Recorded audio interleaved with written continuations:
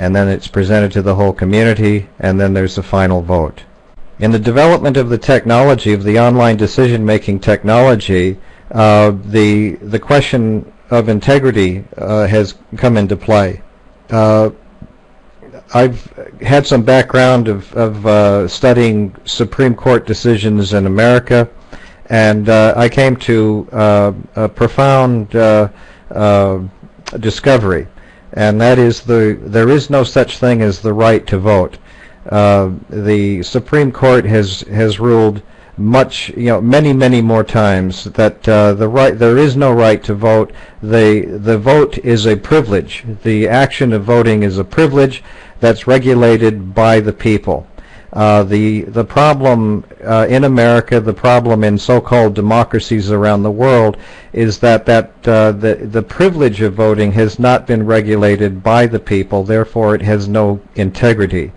In the technology that the United People system uses, there is what we call qualifying questions. And all of us participating are the ones that create those qualifying questions, and the purpose of the qualifying questions are quite simple. That is that we will ask questions that will determine whether somebody who's allowed to vote has at least a minimum level of understanding of the issue before they're allowed to vote. Recently we heard the U.S. Congress got a bill to establish a budget of $700 billion that was 1,000 pages thick, and many people around the world discovered for the first time that these congressmen don't even read the bills before they vote on them. This has been happening for many years. I think it's time for the people to lead the way concerning integrity, demonstrating how integrity can be established, and as the U.S. Supreme Court has stated many times throughout the years, it is our responsibility, it's the people's responsibility. So we have the responsibility to lead the way, to demonstrate how we can make sure that we have integrity in our system. In the global call for collaboration, there's 7 steps to success. Every community has a series of tasks to do before they can actually be part of the global system. A decision can't be made in a city or a town or a shire or a county or a state until enough people are there participating and they have met all of these steps. And so when a community finishes these steps, it's time for celebration. In the global call for collaboration, it sets out a program that helps a community celebrate after it's met all of these qualifications. I was talking to someone on the Skype not too long ago, and I was explaining the benefits of the UP system. Once there are a lot of communities using the UP system around the world. Today we'll turn on a television set or turn on our computer screen, go to Google, find out the news, and the news is fed to us by many different sources.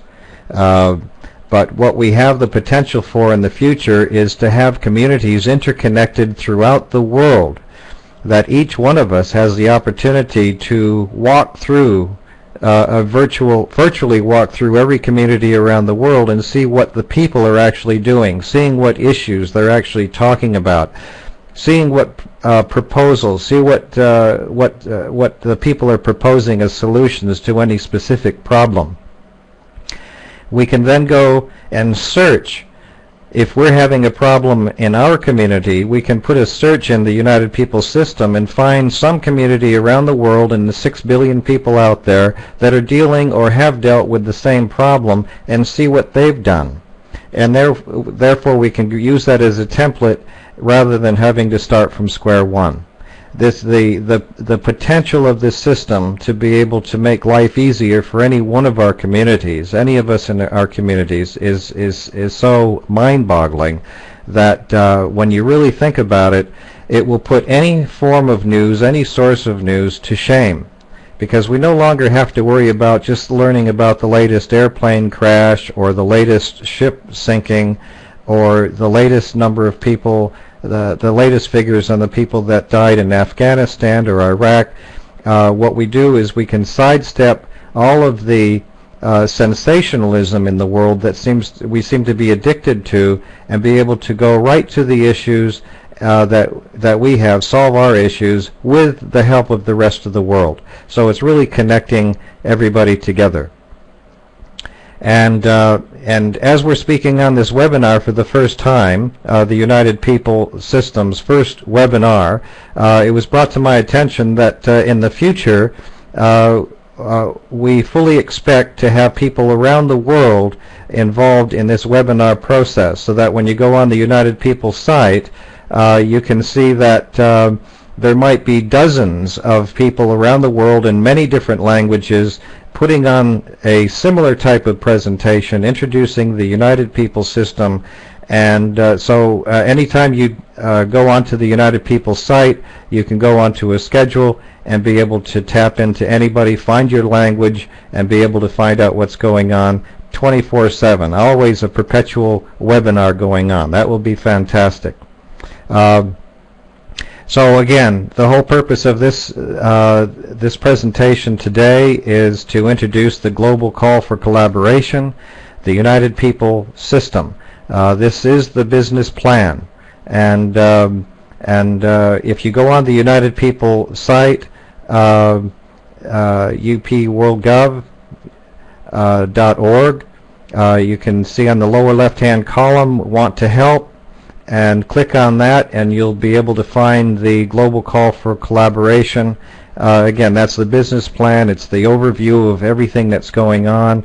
It talks about creating the UP Trust, the on-the-ground entity that I spoke about earlier, and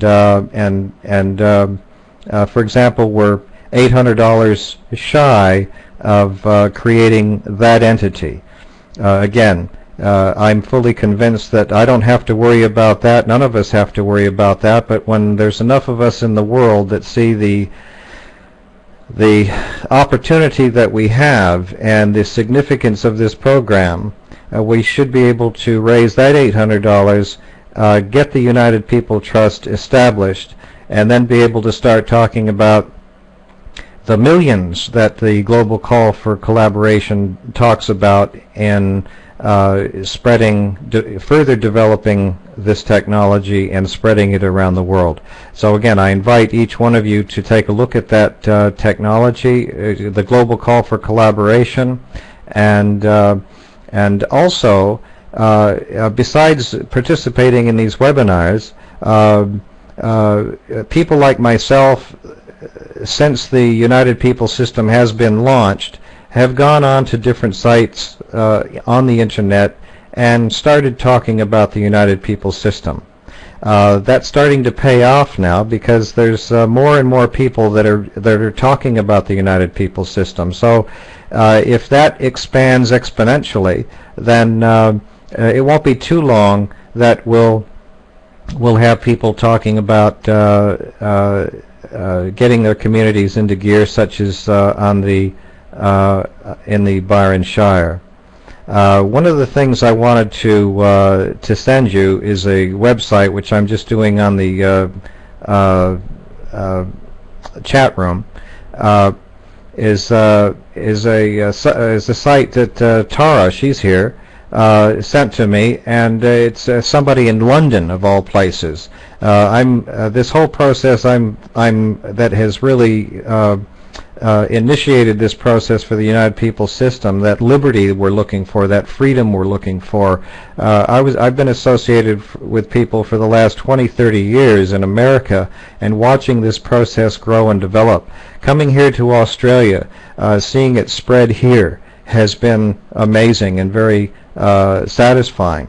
But now seeing that this process is back in England is even more exciting. But when you go onto the TPUC site, you'll be able to see that the United People has left its mark there, and there's more and more people that are reading the bait and switch